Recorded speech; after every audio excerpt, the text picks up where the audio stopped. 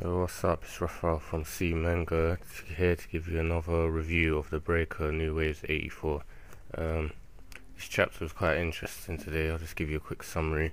Yeah, it starts with a guy named Kim Jong-Woo from Gong-Yong-Moon School getting beat up by some Woon clan member, stating that he's a noob catcher. Kim screams that, "Don't you know that we are a part of the alliance, and don't think you're gonna get away from doing this?"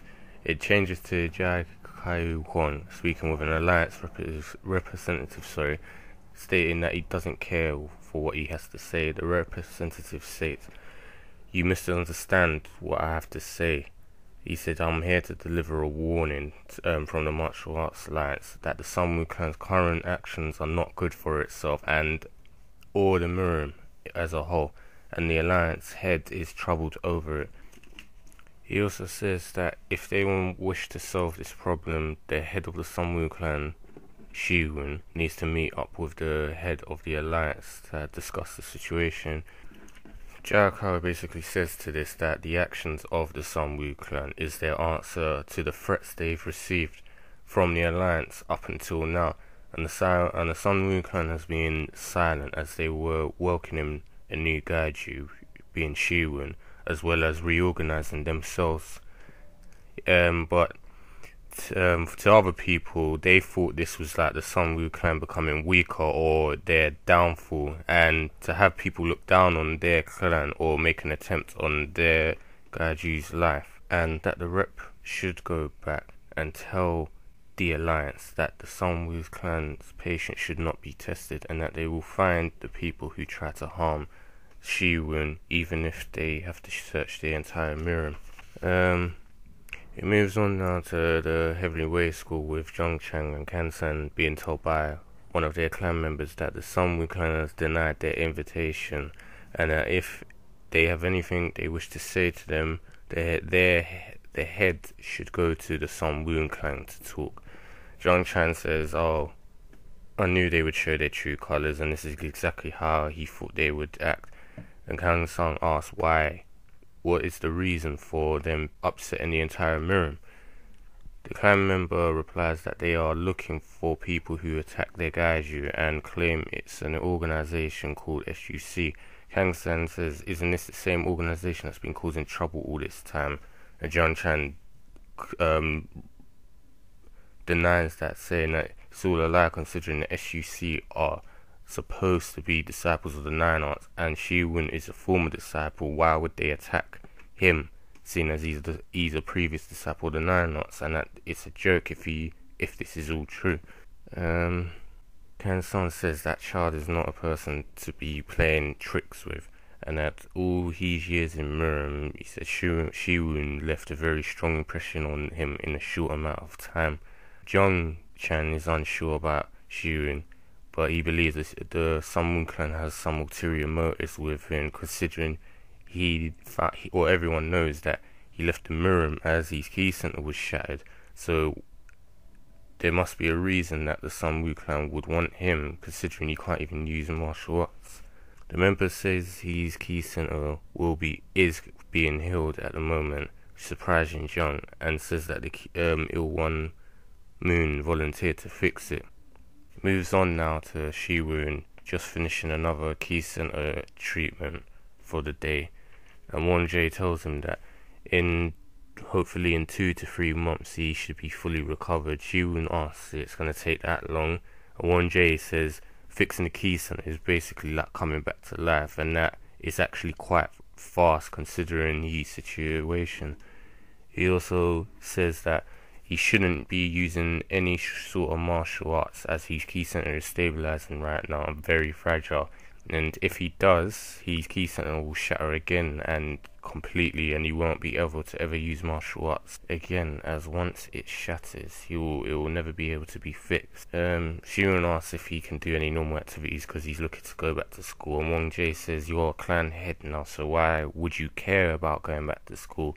Shi-Woon says he's only a temp until the real Gyu returns, and that he should prepare for the day when he has to go back to a normal life.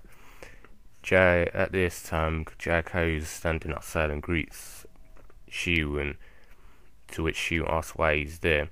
he says he had business with the ill-one moon, and he was waiting for him, Shi-Woon, sorry, to finish so that they can return together and discuss the matter at hand. As they're in the car, Jae-Kyu, sorry, tells Shi-Woon that many of the people that they caught from the S.U.C are dead, and the survivors are in coma. Shi-Woon asks, was there an accident? Jae-Kyu says no, there wasn't. They all had seizures and entered these conditions.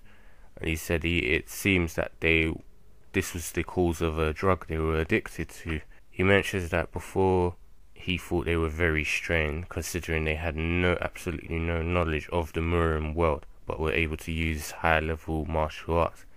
Because of his suspicion, he asked the ill-one moon school about the conditions of these S.U.C members, which results showed the Go-Hill Moon, or known as Bone and Blood School, was involved. It was a clan that nearly destroyed the Murren 30 years ago, as they had medicine that amplified a person's martial arts, boosting their ability. So basically it was sort of like steroids or speed, but in the long term, the long-term damage you got from it was you became an addict and it destroyed your body eventually. Shi-Woon asked, did the S.U.C use these medicines? And he says no, he said it could actually be much worse than that. He said the medicine that the Bone and Blood school used amplified someone's who could already use martial arts, while this time it's being used on normal people who have absolutely no martial arts experience, which on the long run means the medicine will eventually kill or destroy that person faster.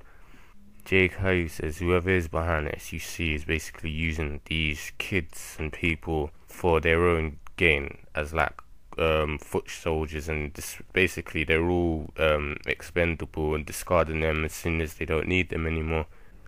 Then moves to Jae-gal, asking why he was summoned by Ryuji or Chun-Myung-rang.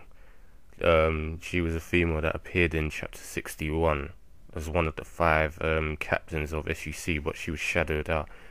She basically says that the commander, Yong-Hyun, isn't doing so well lately with his mission, and because of his personality, that is what's causing the problem, and that's why he's been excluded from the plan that's about to be carried out.